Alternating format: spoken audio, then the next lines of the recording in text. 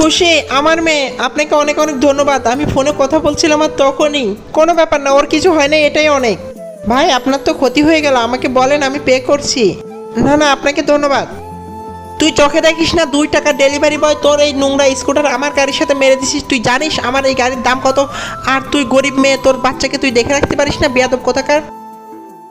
এই ম্যাম, আমাকে মাফ করেন, আমার ভুল হয়েছে। বাচ্চাকে বাঁচানো জরুরি ছিল। তাছাড়াও আপনার গাড়িতে ছোট একটি স্ক্র্যাচই তো পড়েছে। এটা দামি কার, আর এটা ছোট স্ক্র্যাচেও অনেক টাকা লাগে, বুঝছো? আমার এটা টাকা চাই।